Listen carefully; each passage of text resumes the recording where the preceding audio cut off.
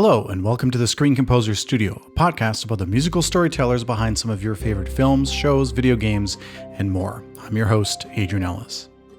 Janal Bechthold's musical journey started not on the piano playing Mozart, but rather on the organ playing 50s swing and tangos. Again, sidestepping more well-worn paths, she studied music therapy at Laurier and spent years alternately in that profession and as a church organist. These activities were, however, informed by and are now critical to her work as a musical storyteller, work which has now been recognized with an incredible 3 CSA nominations in 2021. In our conversation, Janal describes her interesting musical upbringing, her work helping people heal using music, how she utilizes her diverse experiences in what she does as a screen composer, the issues and stories that link many of her projects together, the important work she spearheaded to push forward the conversation about women screen composers, and the holistic approach she's taking to evaluate where she wants her journey to take her next. Now, it looks like her relationship with the organ has come full circle as she contemplates stripping the instrument down to recontextualize its sound and her approach to making music. If you like what you hear, please consider giving us a rating on iTunes and sharing the episodes with your friends and followers. It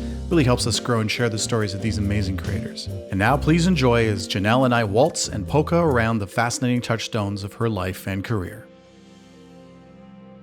Janal, welcome to the show. Thank you. It's good to be here. Forgot for a second what we were doing. Show? Oh, welcome to something. Welcome to your life. Here's a funny question. What do you call someone from Saskatoon? I think it's a Saskatoonian or Is it Saskatoonian? I'm from Toontown, but. Oh, you weren't actually born in Saskatoon. You just, you spent time there. Timtown. Where's that? Toontown. Saskatoon. Oh, Toontown. Oh, okay. Yes. Boy, oh boy. You'd think I'd know that. I was actually born in Saskatoon as well. It's Saskawanian, right? If you're talking about the province. Yes. Yeah, Saskawanian. I don't know. Why don't we get something cool like Haligonian, where you just change it all up and no one knows what it is? I think we should petition that and just make it into something. So I actually tried looking this up. It was really funny. The no one gives a straight answer.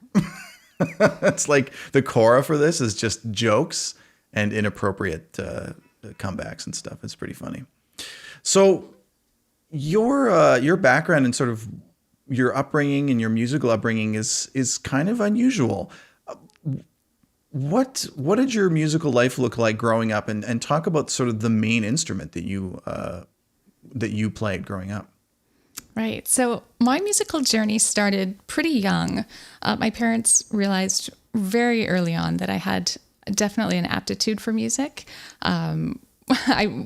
Some of my first memories include like dancing around the living room. I would be singing to the records and pretending I was on stage.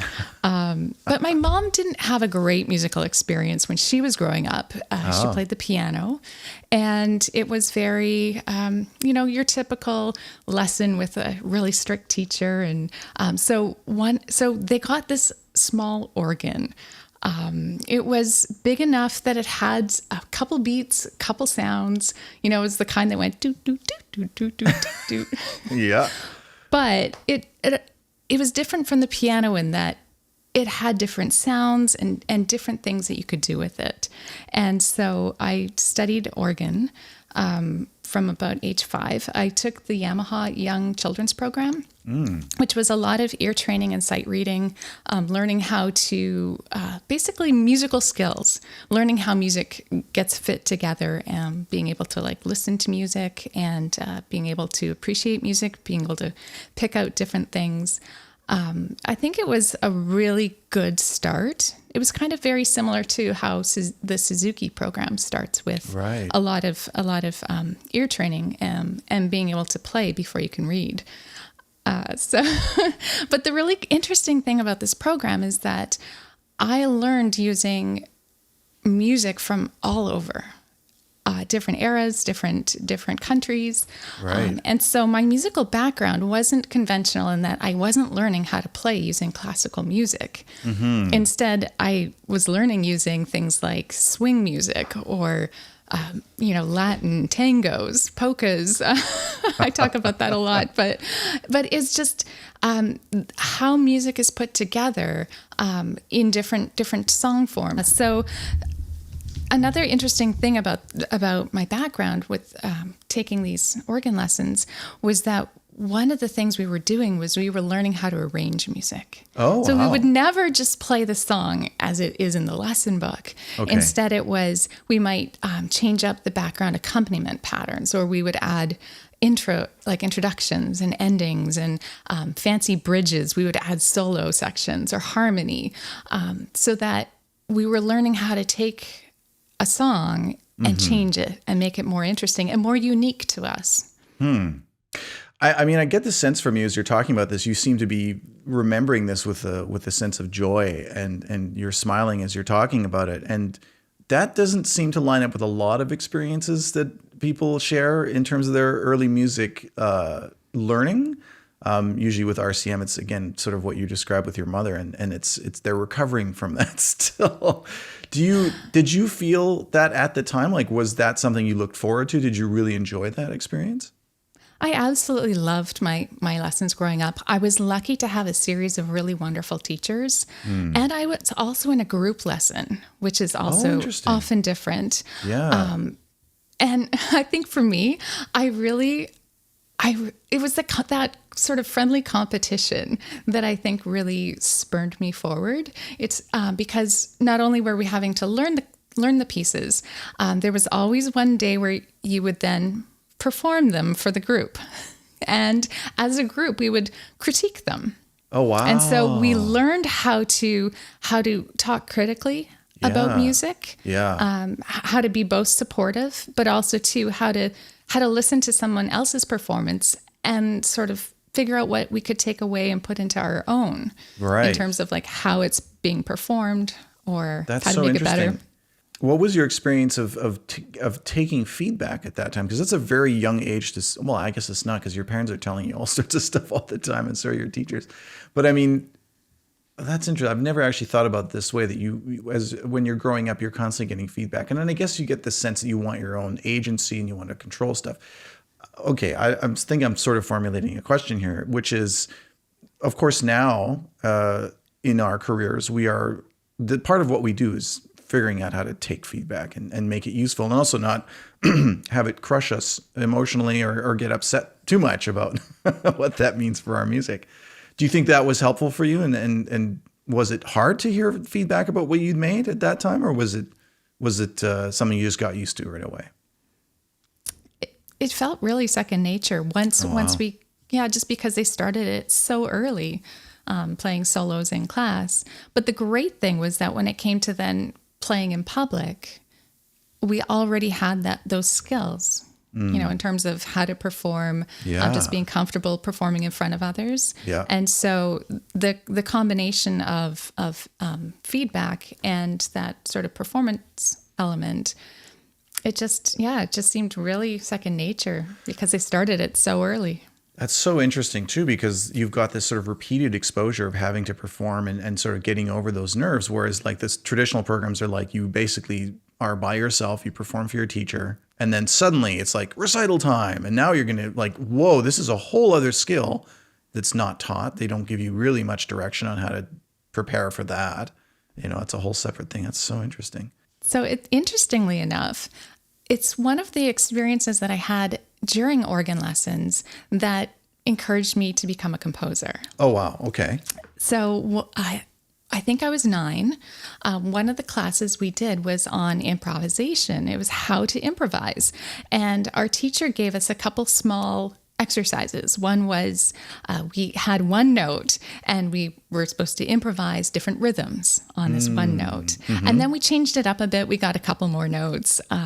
But this class was particularly inspiring for me. And I remember going home and thinking, if I could only remember what I played during the improvisation, then I could write a song. Yeah. Yeah. And so I did. It's really interesting going from that experience, like where all of a sudden it was very freeing, because instead of having to play what was on the page, I could just make stuff up. And by that point, I knew enough about sort of what sounded good, what kind of like chord progressions were natural and that kind of thing that, I remember meeting, sort of by happenstance, on a film set, no less, someone who was, and I can't remember their name, unfortunately, but someone who was very interested in figuring out a different way to teach music. And one thing that he said to me that really stuck with me was this idea that when you learn language as a child, you learn to speak first. You don't learn to read. And you don't do those two things at the same time. And you learn to speak by imitating others. You learn to like mouth and vocalize certain very simple sounds from ma, ma, ba, ba, pa, pa, onwards, upward to bigger and bigger words and sentences. And he said, he felt that music should be taught the same way. And what you're describing sort of sounds like that. If I think back on my musical education, which was a little haphazard, I mean, just in that, not to, I mean, I took piano lessons. My parents were both musicians. My mom was a teacher. I mean, it's just always a bad situation when your parents try to put you into something that they're sort of the teachers of too, because you're just like, immediately you're resistant to it. So that's part of the problem too. But again, the traditional or some traditional ways of teaching it really make it about the dots on the page. And even to this day, I have a disassociation between those two things. I feel very disconnected between the dots on the page and the music that I make. It still doesn't quite make sense. I mean, I can read music, I can understand it, I can make it, I can write it, and I know how to make it make sense for other musicians, but I don't have a relationship to it in the same way that if I open a book, I can just start reading and I can emote something or make it into a performance. What's your sense of the written music now based on the way that you were taught?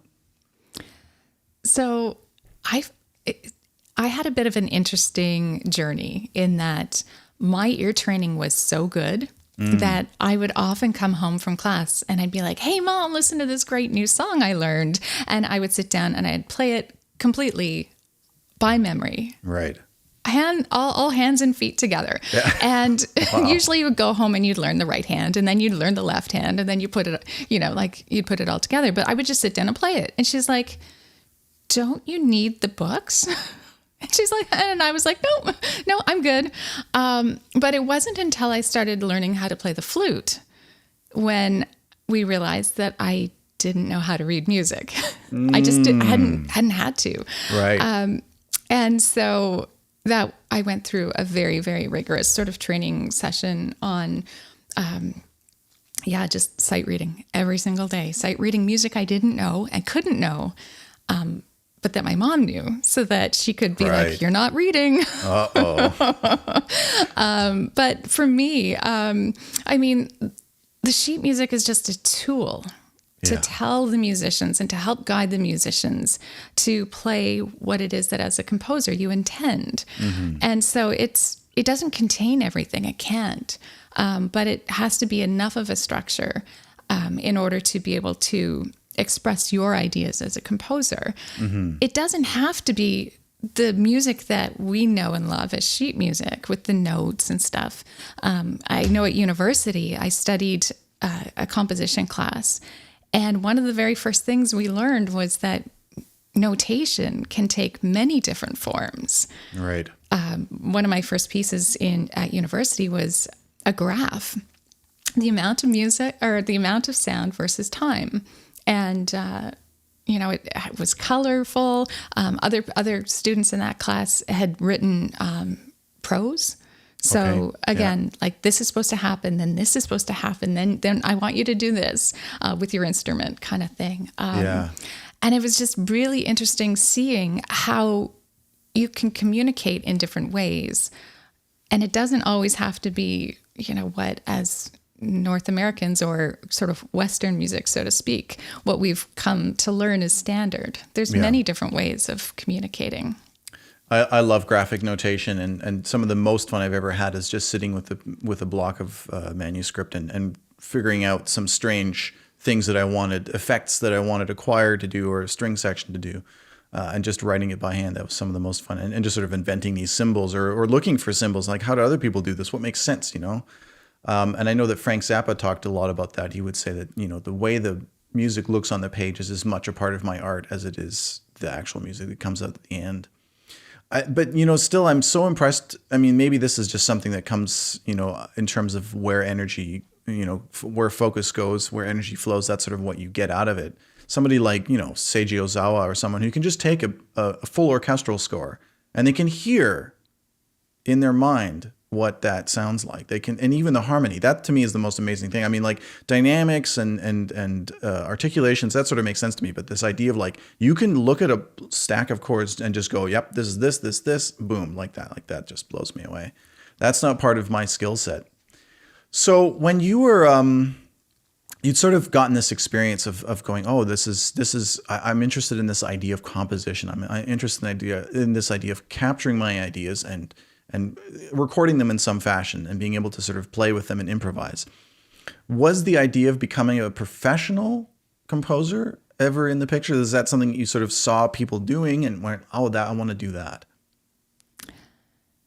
Well, my interest in film music sort of, I had a spark during a family vacation we took to down to California. We ended up at Universal Studios, and as part of the studio tour, you got to experience a soundstage. Oh, and my cool. sister was like, "I can see you doing that," and it was really interesting because it planted the seed. But at the same time, I'm like, I'm a little girl from Saskatchewan, like they don't make movies here. I mean, they kind of do.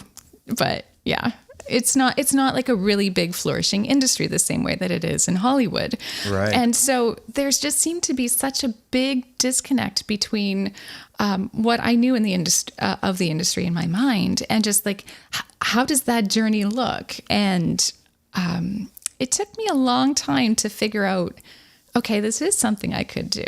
It wasn't until after university when I was looking for ways to use my composition skills that film music really came to be an option, or that I could see it as being a viable option.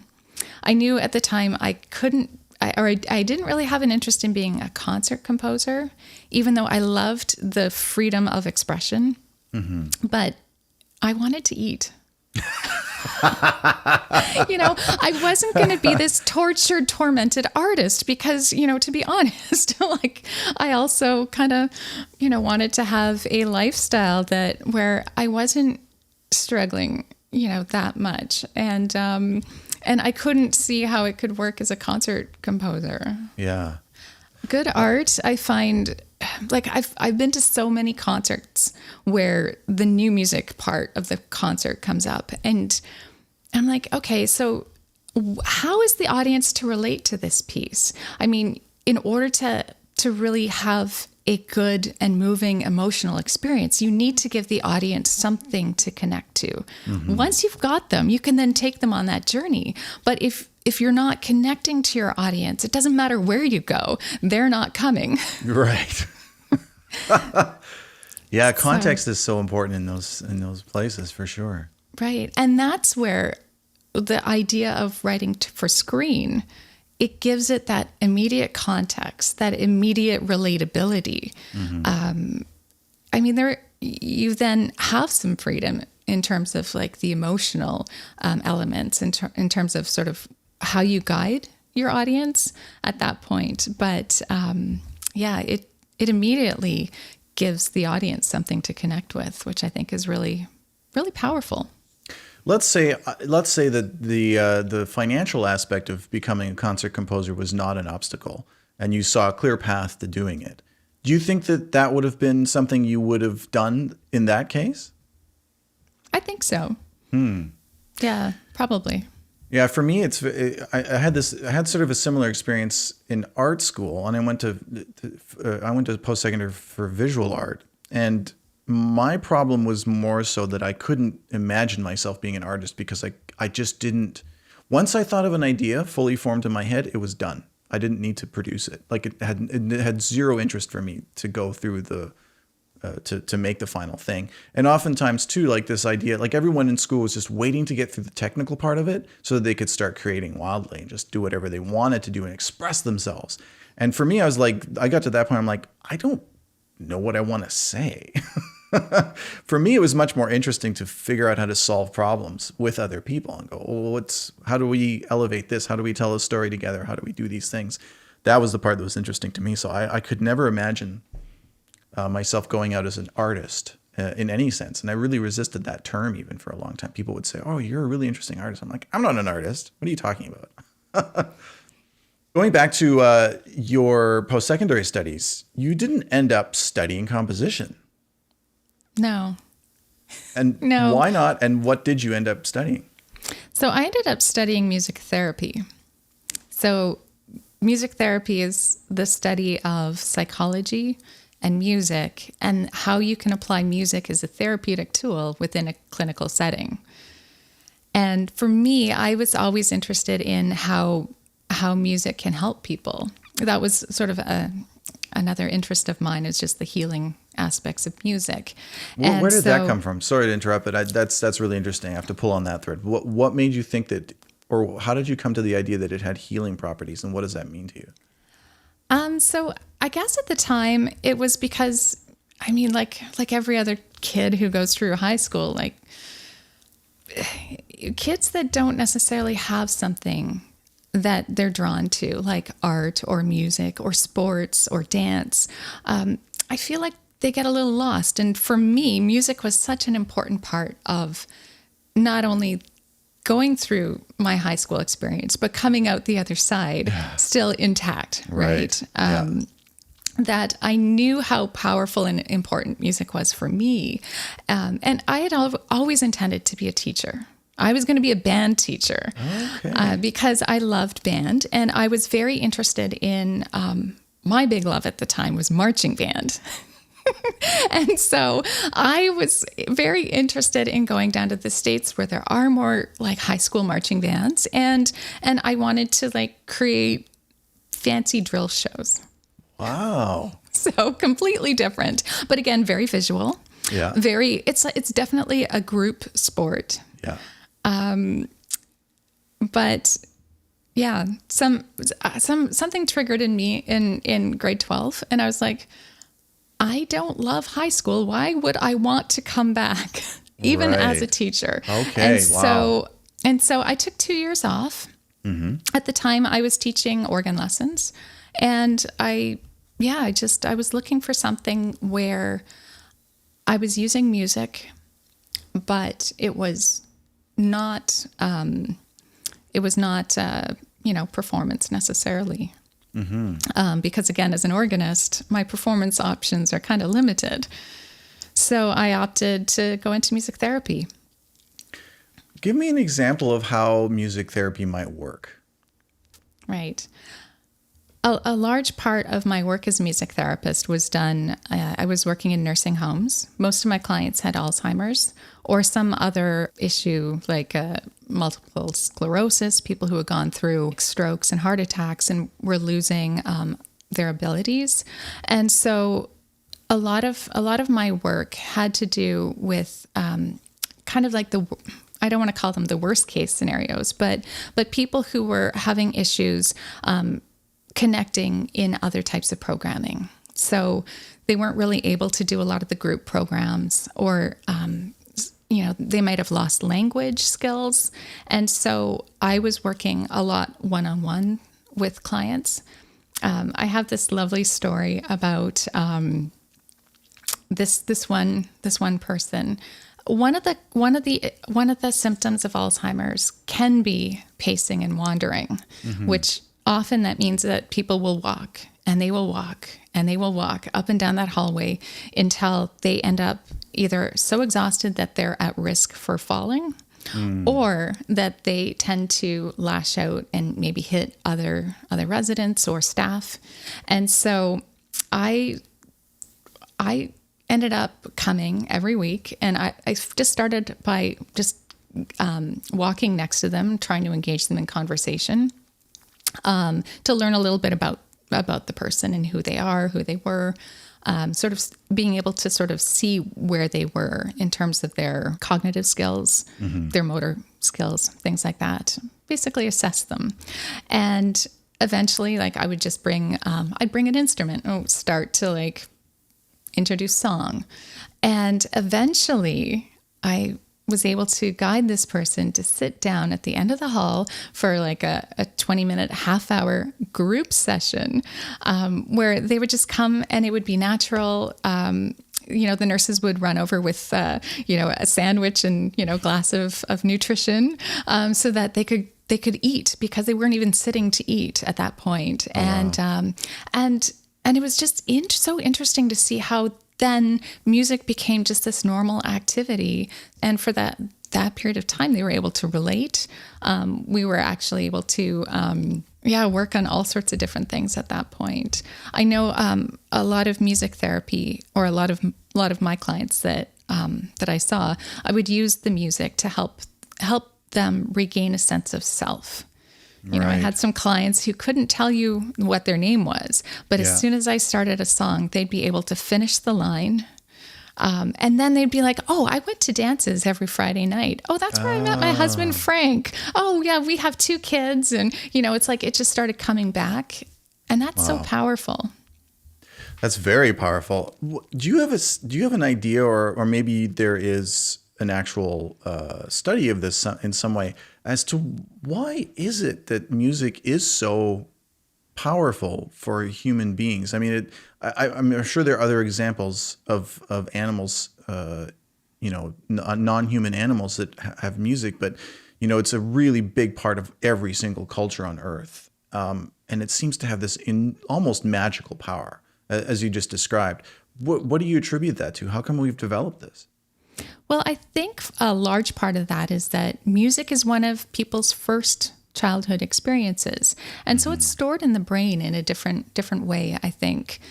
Generally, people who have Alzheimer's, they tend to lose their skills in the order that they're attained. So often, if English isn't a first language, they will lose English before they lose their original language. Okay, wow. But when you say that music is something that is in every culture, it's one of the studies that I read about is so fascinating, that music is learned in exactly the same way in every culture. Really? Yes. Is that the very first interval that people learn is the da-da. Oh, wow. Da-da-da-da-da. Yeah, every culture. And then from there, it tends to expand into musical dialects of the region. Mm-hmm. That's utterly fascinating, because that's the sound that kids naturally make. There's this really interesting. I can't remember where or what exactly talking about, but it was talking about language, and specifically the first written languages and how they developed from the most basic sounds that we can make. And the easiest sound you can make, obviously, is just to open your mouth and make that sound. And then if you engage the lips, you go ma or pa. Those are the simple, and those were the first sort of words that were ever written based on the first things you can say as an infant. It's interesting that sort of has a correlation there, whereas that, to me, that interval sounds like you hear kids sort of like, and then you go da da. Oh, what's the next thing you do with that? Inevitably da da da da da. It's just like that just becomes part of a language. That's so interesting. Wow. This all threads together really nicely for me in terms of where you end up as a composer for the screen, because first of all, you're talking about the combination and learning how music and psychology work together.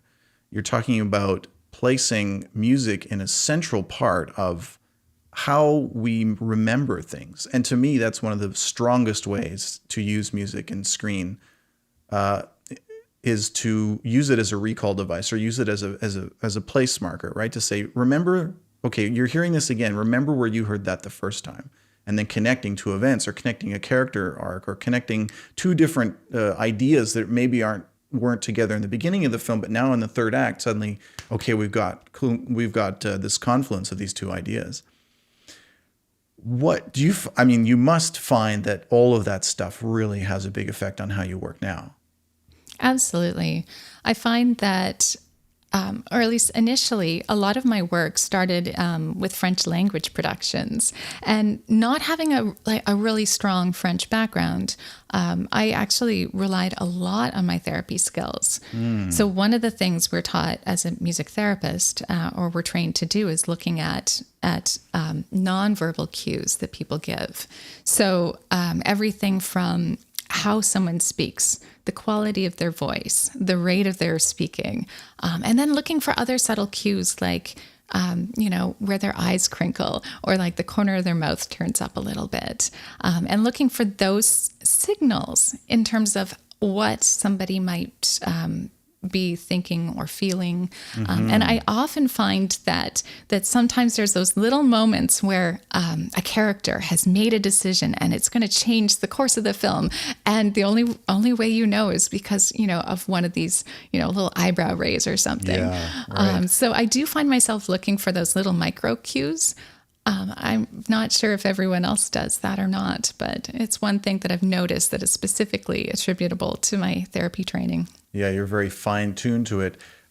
Is it also that you understand psychological motivation and why people do things? Because I know for myself, certain experiences I had in my life, knowing that, and in a way what I think a lot of people learn through therapy, psychotherapy, is a similar thing. Why do people do what they do? What's the emotional landscape look like? Was that a part of it as well for you? I think so, yeah. Yeah.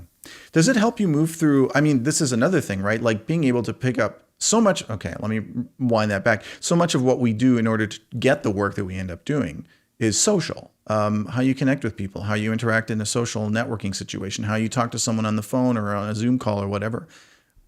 Are you using these practices as well to understand a language on a deeper level of how you're communicating with someone? I think probably I am at some level. Right. Yeah, I mean, I do a lot of networking and definitely, one of the things is, how do you create instant rapport with somebody? Well, sometimes part of that becomes what is it that they're doing with their body that you can, are you meeting them where they are, which is one of the things that as a therapist we learn to do, whether it's musically or, physically, is meet the client where they are. So if they're having a really bad day, then start there. It's like start with angry stuff. If they're having a really great day, maybe you start someplace else. But I feel like those skills are very transferable to all sorts of situations. Yeah, absolutely. I think as a whole, we're sort of seeing that emotional intelligence is a much more important and vital part of, success on any level, whether it's as a person in relationships, communication, and indeed, I think, for your career as well. Although I don't know what I would do. One of the people you always dread meeting in an in-person networking situation, and we're kind of probably all going, well, what is that like? I forget what in-person is the close talker. When you get those people, you're like, okay, I'm not mirroring that because eventually we'll be in an embrace. Yeah. I personally have a hard time sometimes when networking events are too loud, where they have, the music and there's people yelling at each other and you don't want to lose your voice. I probably am that close talker in that I try and speak into somebody's ear rather than... Oh, yeah. You do have to do the lean in every once in a while, which seems completely insane now. Of course, you'd be like, no, that's too close. You can't do that. I know. I'm really not sure how these things are going to work when we finally go back to like doing these in person. Now we have to speak through a mask and it's just this... So this all leads us sort of neatly to where you are in some of the projects you're working on. And I have to say huge congratulations, because not only, were you up for CSAs, you were up for 3 CSAs this year, which is absolutely incredible. So huge congratulations. Thank you. And what's kind of interesting too is all the projects, there's this, and again, it's a connection that sort of seems to thread back to all the things that have interested you, is that a lot of the work that you do ends up having a sort of, they're not fluffy stories. These are oftentimes important issues that need to be put into the light. They're social justice issues. They're, otherwise, stories that need to be told. And I think I'd love for you to talk a little bit about Marlene, which was one of your CSA nominations this year for Achievement in Music.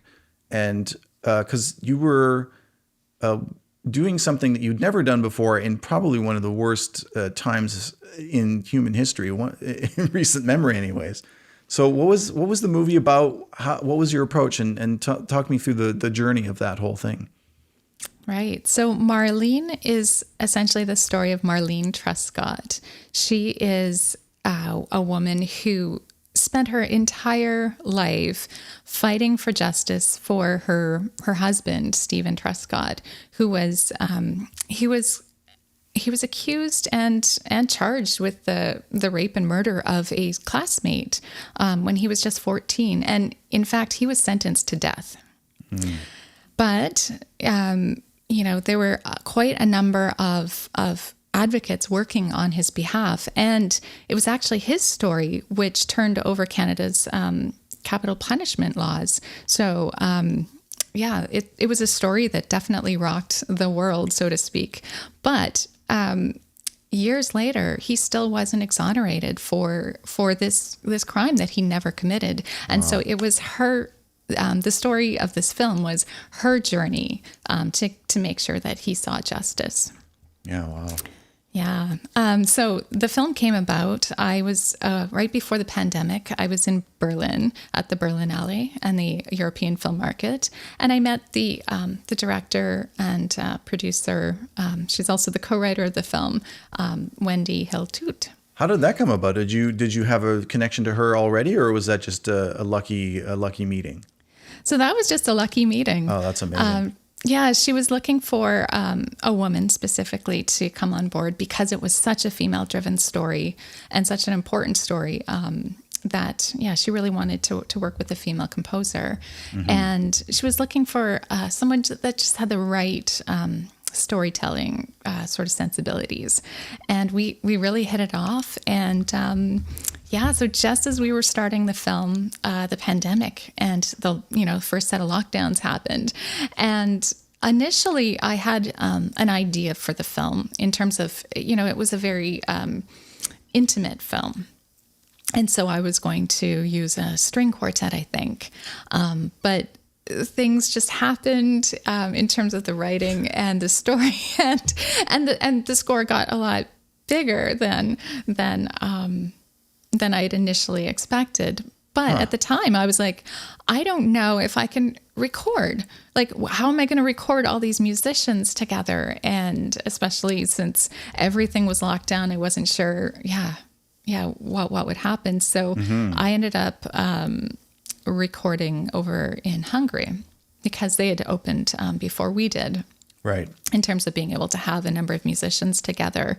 But then to supplement that, I worked with, a guitarist in BC.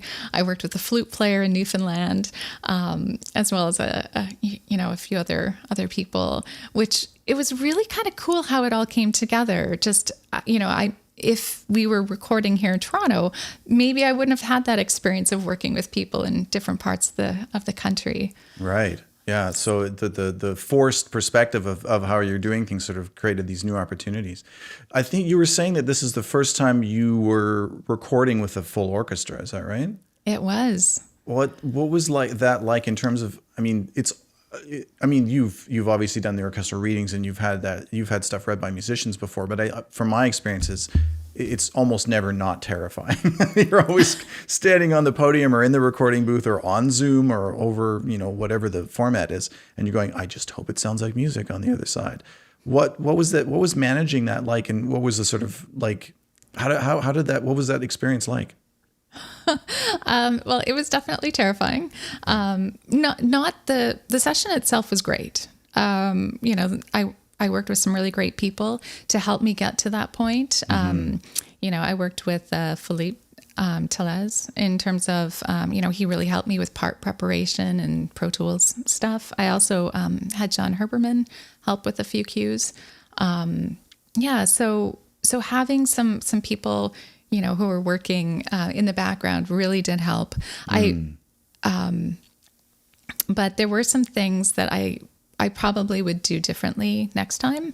Okay. And one of those things was I actually hadn't really thought about how long it might take to edit all the takes once I got them back. Right.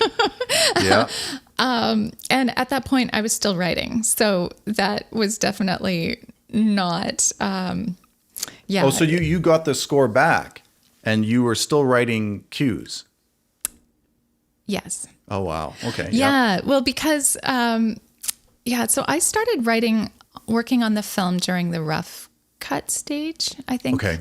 Yeah. So the film actually had some dramatic changes in terms of the editing and the storytelling. In terms of even some scenes were moved and flipped around. So yeah, I got my.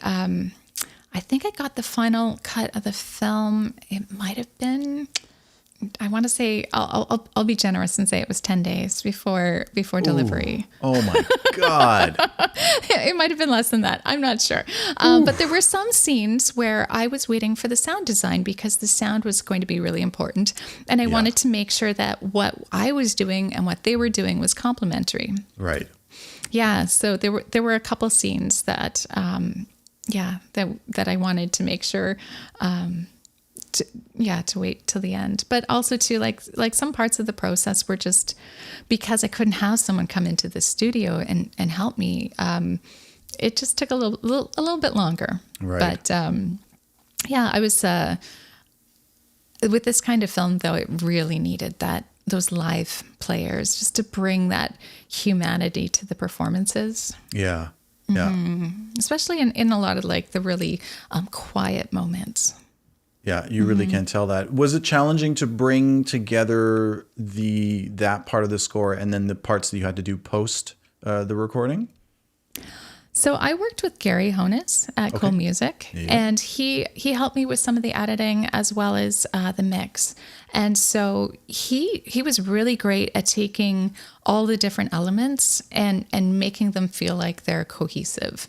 Right. Because I not only did I have the orchestra stuff, but I also I think I used like piano, maybe some dulcimers, definitely guitars, and then I had a lot of synths as well because there were some more dramatic, thrilling moments that definitely needed some more creepy vibes.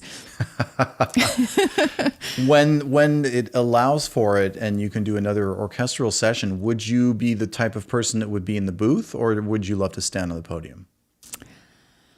Oh gosh. I mean, I would love to eventually stand on the podium, but I think there's a real value to being in the booth and being able to hear what's actually being recorded. Yeah. And there's some really great conductors out there that, that's what they do. So that's what they do. Yeah. Yeah. Was your director on the call with you while you were live in Hungary?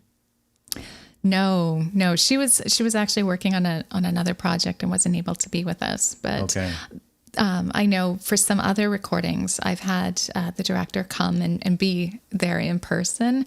And there's something, I think, kind of magical for them just to be able to experience that. 100%, and really experience sort of how a score is made. There's nothing like a bunch of bodies in a room making a sound together that, and especially when that emotion and everything it just adds so much more when it's players, and it's that's unfortunate. Do you have video of it, or were you able to show her anything after the fact? It all came together so fast. I hadn't really thought We're all about just any trying of to that. figure it out during COVID. I know it's like, oh right, I Right. forgot about this thing. Dang. This podcast is brought to you by the Screen Composers Guild of Canada, celebrating its 40th year in 2020. The SCGC is a national association of professional music composers and producers for film, television, and media, whose mission includes promoting the music, status, and rights for film, television, and media composers in Canada. Special thanks to the SOCAN Foundation for financial support. For more information on the SCGC, please visit www.screencomposers.ca and follow us online @ScreenComposers. And now, back to our show. So you were speaking about this idea that you met this person in Berlin. She was looking specifically for a female identifying or woman composer, and that this was a specific story she was trying to tell. And you're very involved in advocacy in that same realm. You're the second vice president of the Screen Composers Guild, and you are involved in a bunch of different initiatives. I wonder if you could speak a little bit about why that became important to you, and what some of those things that you're doing are. So the whole women composer thing, I guess I'll call it a thing. The journey wasn't a fast one to get to the point where I was ready to stand up and say, okay, we need to talk about this. Right. But it was just sort of over the years, like when I very first joined the Guild, I remember often I would go to events and I'd be the only woman in the room, or the only like female composer in the room. Right. And I would sometimes see composers join the Guild and come and they'd hang out for a couple of years and then they'd go off. And I think mostly it's a hard industry to gain traction. And so if other areas of your musical career are flourishing, you tend to gravitate towards that, which is, providing, a sustainable income and right. sort of a career. Yeah. And I guess I was noticing that for myself as well, like it was hard to gain traction. And I could see that other composers were gaining that traction. Mm-hmm. And I was starting to think about, well, why is it that we're not seeing very many women? And there was a thread that happened in the discuss list at the time on women composers, and all the men were chiming in, oh, there's no such thing as sexism in the industry. But I was like, okay. I just don't see it. I just don't exactly. see it. and then they were like, oh, well, what about you women? Do you feel like there's sexism in the industry? And you're like, well, I don't know if I was passed over for a job because they didn't ask me. Mm-hmm. So how do I know if I was passed over? Right. I just don't know. Yeah. And so a bunch of us got together and we started realizing that there are common experiences for women. And we needed to figure out sort of what the actual situation was. And so we ended up putting together the research report that was released in 2018, mm-hmm. Gender in the Canadian Screen Composer and Industry. And that piece of research has been amazing, an amazing tool for advocacy, because instead of saying, well, I don't really know that many women composers, we can say, well, actually, there are, 15% of the industry is female or female identifying.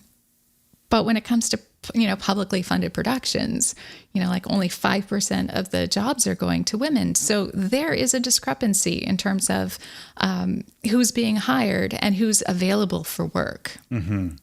But the other interesting thing about that study was that it also looked at a lot of the barriers and factors to career progression that might affect women disproportionately. And I think looking at how to change some of those sorts of things has been a really useful tool. What would you say would be one of the biggest changes that you would like to see in the industry? It's a hard one. Some of the biggest things that I'd like to see changed are things like, timelines and deadlines and, some of that kind of stuff. But that's not really going to change, let's be honest. But I think some of the conversations around how people are hired, and especially when it comes down to production companies, I can understand, if a independent filmmaker has found someone who they really love working with, their communication styles, work, their creative vision seems to be mm-hmm. complementary. Of course they want to keep working with them. But when it comes down to production companies who are getting these, the government money, it's they should really look at what their talent pool looks like and where they're drawing that from. Mm-hmm. One of the things that I find is that a lot of times they want to give the jobs to somebody who's already done the job. But that's a challenge, because if you're never given the opportunity to do the job, how are you going to get the job? Yeah. Right. Right. Yeah. And so instead of looking at how credits are transferable, like how many web series do you have to do before you're given like an actual series, right? Yeah. Or like how many short films equal a feature film, or how many feature films equal, like, yeah. Are you in general hopeful about, do you see things changing? I mean, it's been, 3 years since the study came out. You're now in the Women Composers Advisory Council, and we're running several initiatives. And we should mention also that, you're also a big part of the Diversity and Equity Initiative.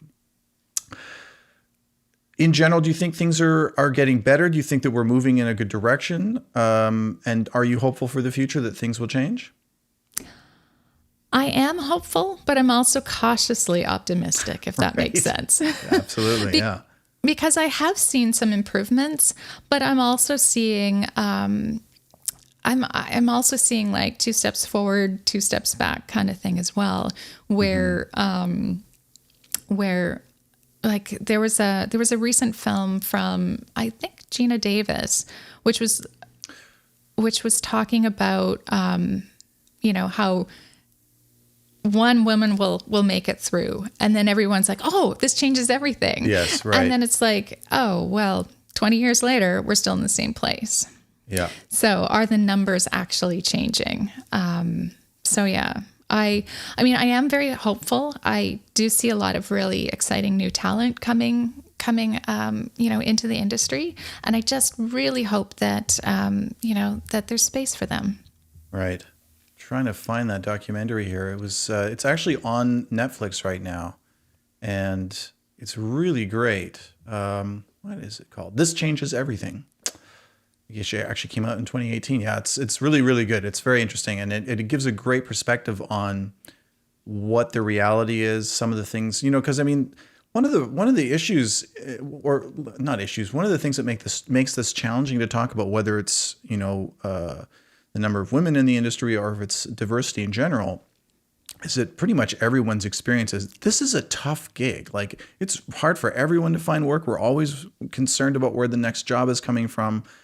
I think a lot of people just sort of enter everything with a scarcity mindset, going, there isn't enough work for everyone, which, I mean, you can make the argument on either side. And then, it sort of slides on the other side towards this sort of idea that we can talk about meritocracy being something that actually exists. Like, you got the gig because you're the best, which is in musical terms crazy. It's all subjective, right? So, that film I think is really interesting for everyone to watch, especially the men, because it does give that perspective, and it really opens your eyes to a broader sort of look at what's going on and the systemic sort of parts of that this isn't just something where people are complaining bitter grapes. No, this has been going on for a really long time. It's a significant issue. For me, I would just like to sort of put out there that I think these changes are ultimately not only going to be good for the people who are, at the heart of those advocacy conversations, but for everybody. I mean, if we have something like blind auditions, that really does put the idea that the person that's best for the job is going to get the job. If you're really just talking about who's the best player, who's the best, we're just judging you on your music now, right? Like, there is no way to sort of see past that. I think that's a good thing for everyone. Yeah, I actually know some companies who do that. I think Sony's starting to do that. Oh, that's great. Yeah.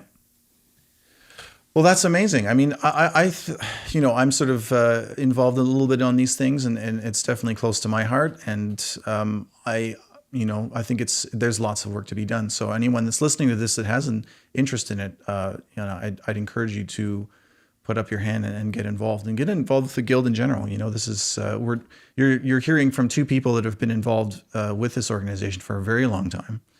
And my opinion has always been, you get out what you put in, and you put in the hours, but there's also a lot to be gained from it. We have had incredible experiences, and the people that you get to talk to. That was sort of the reason why I wanted to stay involved, because I'm like, wait, I get to keep having conversations with Amin and John and all these other great people. Like, why wouldn't I want to do that?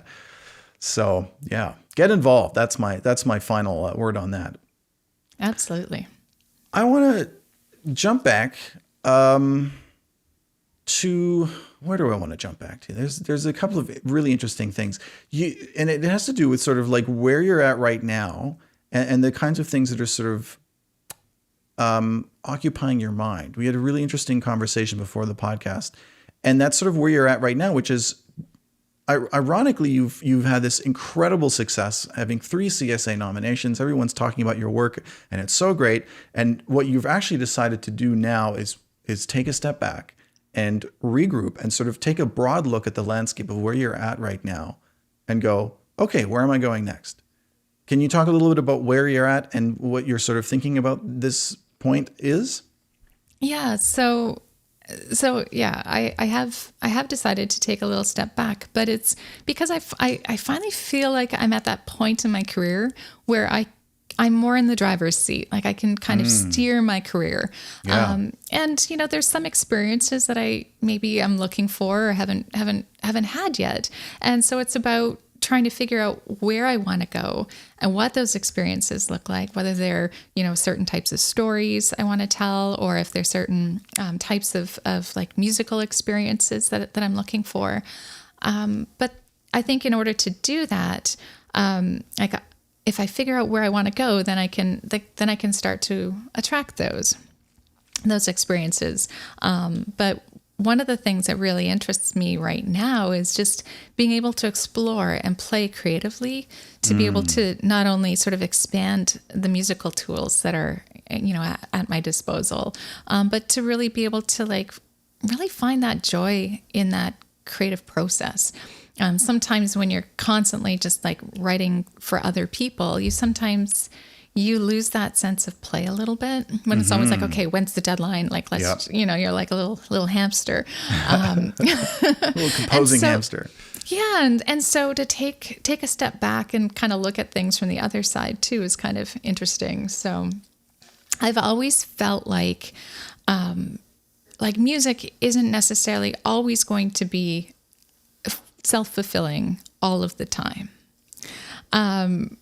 Or like the same way. I think Rob Carley once told me that, like he was, when he was teaching and he was writing and he was performing, and he's like, if you have different sort of things that you do, then when one isn't necessarily as satisfying as the other, you can put more energy in that, right, and get more out of that, so that you can sort of balance what you're doing and sort of avoid that burnout factor, I guess.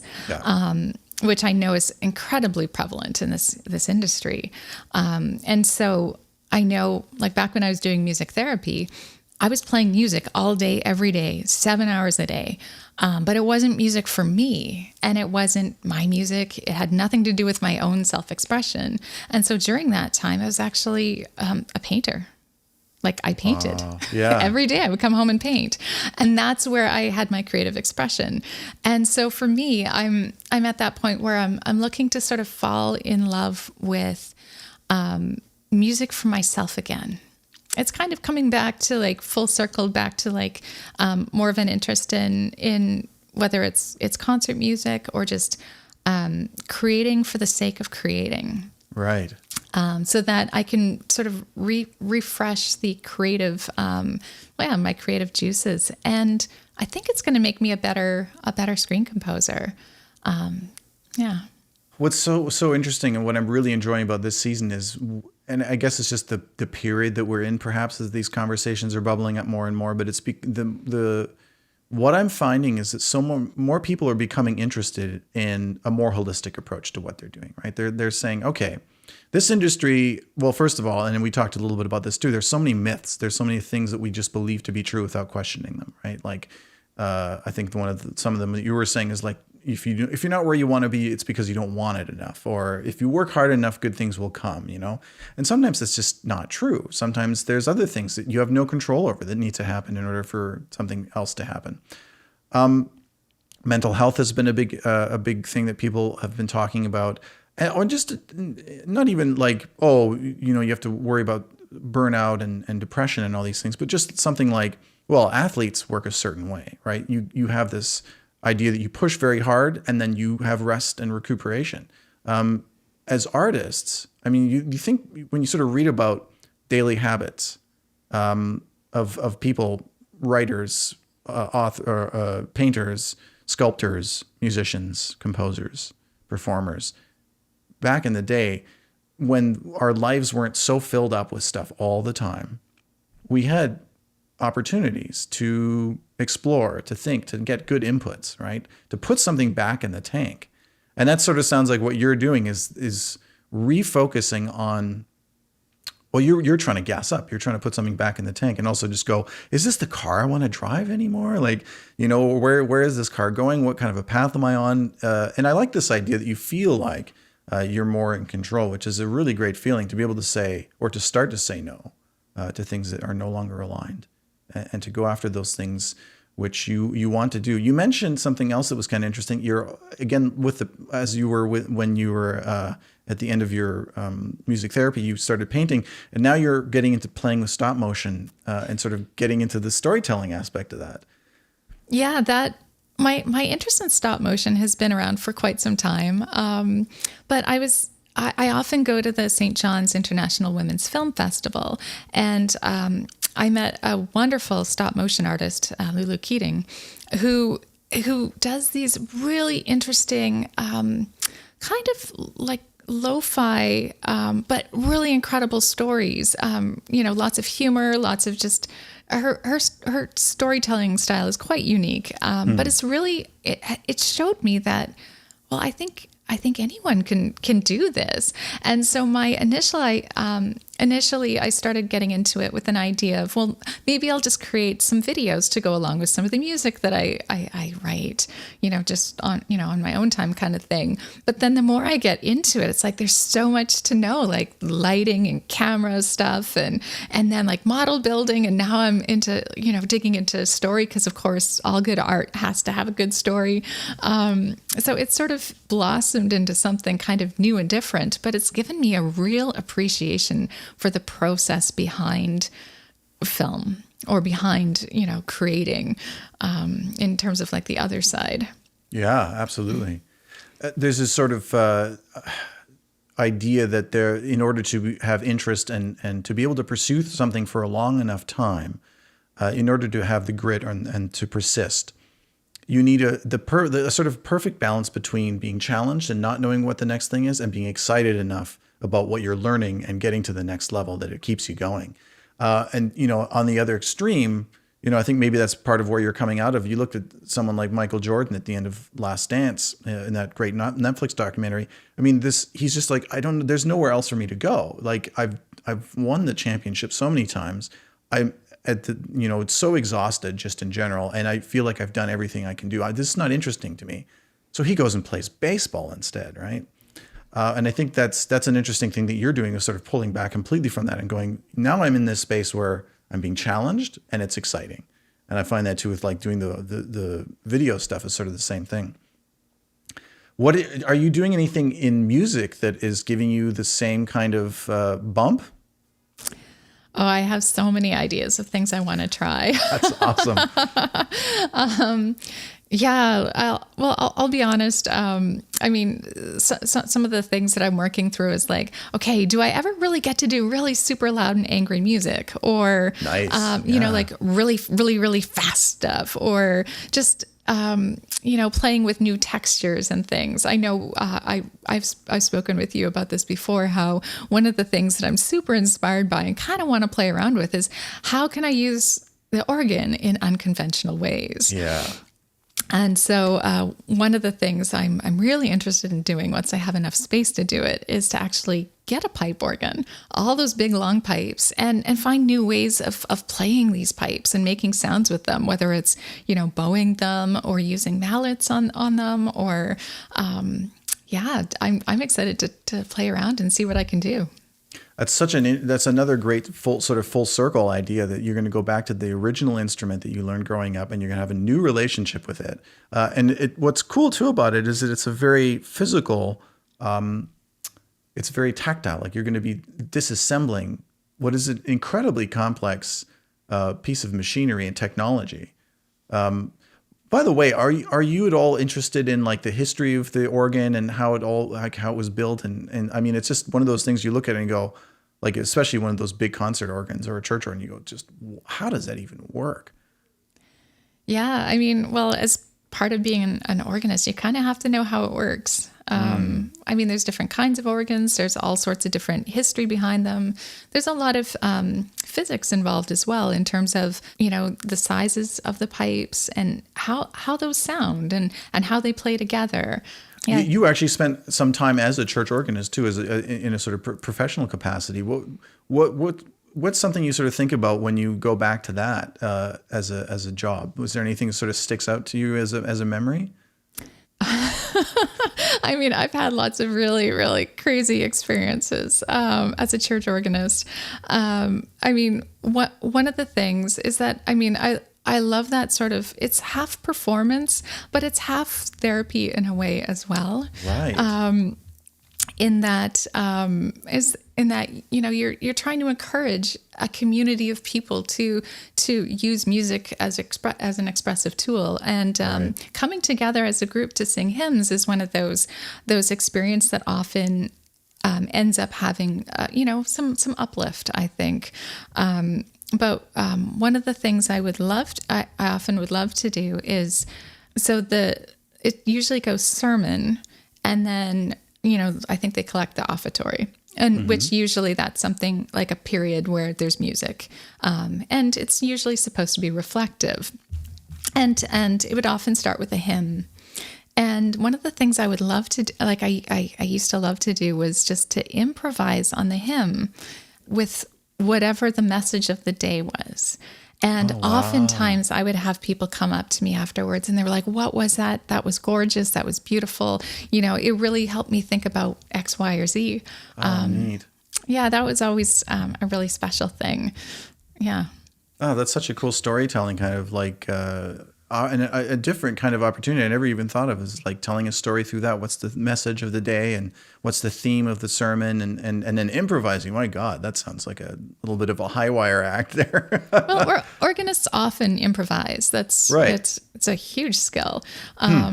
Yeah, but we also, playing the organ is very different from being like a concert pianist, in that, a concert pianist might learn a handful of pieces that they will play over and over again throughout the season, their concert season. But an organist would have to play 5 pieces plus then all the hymns. So 10 plus pieces of music every week.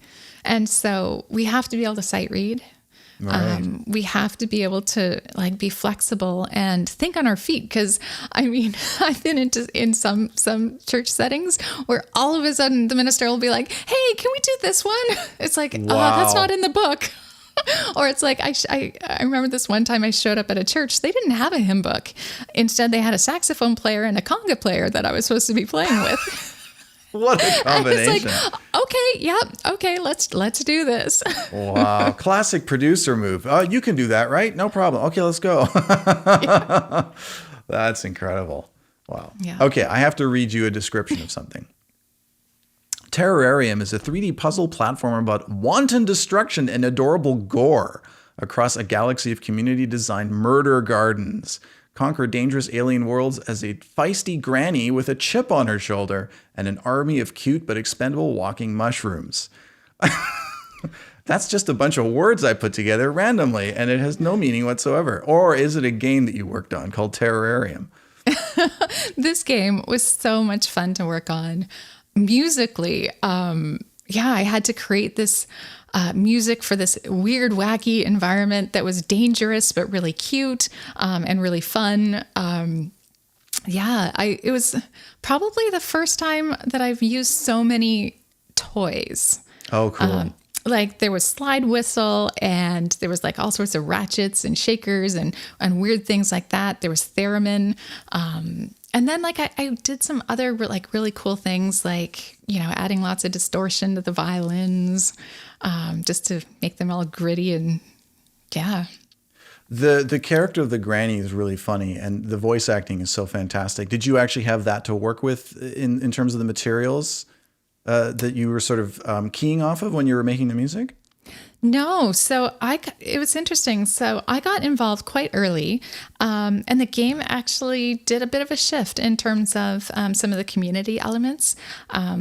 But yeah, so when I was working with it, Dolores hadn't really evolved as much, I think, into like the current game, but we definitely had like the little Mugus. Oh, they're so cute. And you kind of feel bad when you're like, yeah, you're killing them so that they like make things explode, but it's so much fun. Yeah, you just kind of have to get over that whole like, okay, I'm killing these things. But yeah. Wait, are you a gamer yourself? Do you play video games pretty often? I do play. I'm not always the best at certain kinds of games. Right. Yeah, I definitely have. I certainly love like a lot of puzzle games and things like that. Did you play this game often as you were working through iterations of it? I did play, but mostly it was it was towards the end of the process, because at the beginning there wasn't really anything that worked. No, I don't want to say it like that. It takes a while to get something that's polished, Absolutely. Where there aren't any bugs and that kind of thing. So yeah. I'm stuck in the wall again. Okay, well, we'll get back to you in a month. Yeah. I want to talk to you about another sort of interesting project in terms of the platform, which is virtual reality, VR. Again, a very important story to be told, and many challenges in terms of the way that it was produced and for you to work on it. And I think VR is very interesting, for us as composers. How does the music work? What are the challenges? What are the opportunities? So could you walk us through that? What's the project, and how was it working on it? Right. So that's the Choice documentary, which is it's a documentary about abortion stories. And basically the idea behind it was to actually share people's stories, because these are things that are often taboo and not talked about. There's a lot of stigma attached to abortion, and basically allowing the audience or the viewer into someone's own journey to like how they made their choice, kind of thing. So they chose VR because of the really intimate ability behind it. Like you can really feel like you're sitting there talking to somebody. And the filmmakers, they created a whole new technology involving volumetric capture to be able to capture the interviewee. Oh, wow. In a real 3D kind of immersive way. Okay. So it looks incredible. And we've been really lucky that we've had some really amazing people come on board. An amazing animation artist from the UK. We have some post sound people who are working at like with Skywalker involved, and amazing. Some developers down in the US as well. So it's been really incredible. My part as a composer has been interesting because this is my first VR project, but it's been something that I've been interested in doing for a long time. I could see really early on the applications, particularly for bringing experiences to people who might not be able to experience things. Like I was actually thinking about how it would have been perfect to really have developed a whole library of like travel experiences before the pandemic when nobody could travel. Like that would have been really cool. But anyways, that's they do those cafe things now, which are really interesting. I don't know if you've seen those on YouTube, where it's just like, here's just a shot of sitting in a cafe for 2 hours. In case you missed it. Yeah. From a musical perspective, it's been interesting because the technology has some challenges in terms of like, how do you mix for the little tiny speakers in like the headset? Or do people have to wear headphones over top? And what does that mean for the music? How directional should the music be? Should it actually be tied to an object or a thing? Should it just be sort of static and not move? yeah, there's all sorts of different kinds of considerations when writing for VR. I was lucky in that these are documentaries, so they're actually sort of little like set lengths. So unlike a game which has to be able to loop and really be player driven, there wasn't a lot of looping, which is kind of good because then I can still tell the story from more of a cinematic sort of perspective with like a linear story, even though they're like little bits, right? Does this involve head tracking so that if I turn my head, the picture, the sound picture changes? Well, the sound does change based on your head position, but it's more of the sounds in the environment, right? Versus the sounds like the music isn't necessarily attached to an object because it doesn't really make sense if it's just supporting the emotion versus coming from like a radio. Right. Yeah. They did find that for just general ambient music, it's kind of weird if it moves, like if it's attached to something, if it's not like coming from a source. Right. It's so interesting because I'm doing some research into early music in cinema, which is sort of late 1920s, in terms of the music really becoming a thing that appears in cinema more often as part of a fixed part of the picture. And of course, the whole argument in the beginning was, well, we have to show somebody on screen playing the music because otherwise the audience will be confused by where the source of the music is. So they would even have these strange conventions that if you heard a melody, you'd have to have just like you'd hear an orchestra, but just a single string player would be wandering through the forest behind the lovers that were having a scene just to sort of like establish some sort of context for where it was coming from. So this almost sounds like, we're probably not in such a nascent way, but wrestling kind of with the same things where you do have that considered, like what would be disorienting, what makes sense, when would it make sense for a musical sound to originate from a source, not necessarily a radio, but something I think about in VR, like you're in this space, you're in this environment. What do you look at? Like, where do you put your focus? How does a storyteller signal to you, oh, you need to look over here right now. This is where the important thing is. Yeah, I think that would be different if this wasn't a documentary, or if it was a different kind of story. I do think that music, it would make sense maybe for it to be a little bit more like positioned music if it was specifically tied to an element, or like I think about like in horror, where often you play the tension leading up to the thing because you want the audience to know it's going to happen. Yeah. I could see with something like that being more directional, like how, like in a video game, you would have music to, oh, the big boss is coming, right? Where you always hear the music before they attack. It's the same kind of thing where it's like, oh, well, if it's coming from over here, from the cat tree, then you kind of want to like, you would then position the music there so somebody turns. Yeah.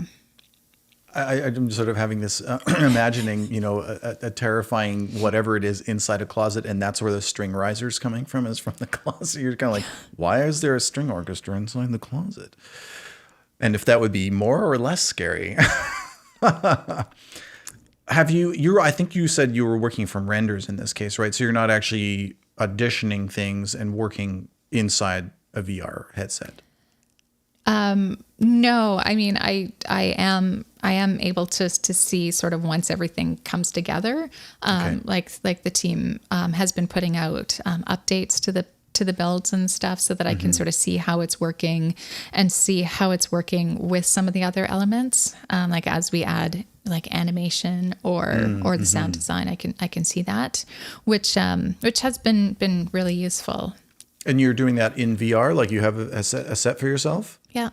Oh, cool. Is that your own set? Like, do you do other stuff in VR, or is that just for this project? So I actually borrowed one. Oh, so cool. yeah. Right. Yeah. I find, the weird thing, I actually feel like there needs to be some more improvements made to headsets in general. Right. They're too heavy. They're too clunky when you have to add like the like the headphones and like the big thing, especially the ones that where you put your phone in and then they're extra heavy. Yeah. So I feel like I can only watch them for short periods of time, but they are so interesting in terms of like the storytelling potential. Yeah. I really want to see this type of storytelling format. I'd like to see it a little bit more mainstream so that the technology can just get better and better. Absolutely. When do you think this project might be released, and how will it be released? So they are starting with some film festivals. And then from there, I'm not exactly sure what's after that. But we do have some exciting news coming up. So I would say to watch the socials for that. All right. And speaking of which, actually, this is a perfect segue into where can people follow you on the social medias? Right. So my handle's the same on all platforms. It's at Janal Music. Yeah, good for you. Yeah. Not a different handle for each one. Come on. No. That's the proper way to do it. I hear just confuse people by doing it differently each time.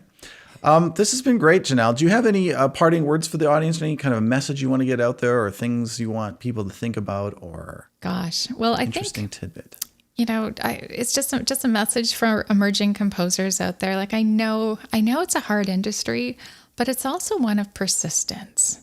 That sometimes you just have to be in it for the long game. It's not going to be instant, immediate success, but it's about creating really interesting music. Definitely focus on the music, focus on getting your technology in order. And then like, it's about relationships. So yeah, you really want to build those long lasting relationships. And that takes time. It all takes time. It takes time to get good. It takes time to meet the people. It takes time for them. Once you've met them, for the project to come together and you actually have something to work on together. Yeah, that's great advice. I think that's probably the fastest way to be miserable in this is to expect things to happen in any case, but certainly quickly. So that's great advice. Yeah. And then having your own idea of what success looks like. Beautiful. Yeah. And it sounds like that's something you're clarifying even more for yourself. And I wish you all the best with that. And I'm sure it's going to come out amazing on the other side. And I look forward to, many more wonderful projects coming from you. And this VR doc sounds really, really cool. Thanks so much for taking the time to this. This is really cool to hear more about your background and the stories and your very unique perspective on everything. Well, thanks for having me. All right. Cheers. Thanks for listening. If you enjoyed this conversation, please consider showing your support by giving the show a 5-star rating and sharing the episodes with your friends and followers. The Screen Composer Studio is produced by myself, Adrian Ellis. Graphics and post-production assistance by Nick Grimshaw. Special thanks to our managing director, Tanya Dedrick, as well as Charlie Finley, Elizabeth Hannon,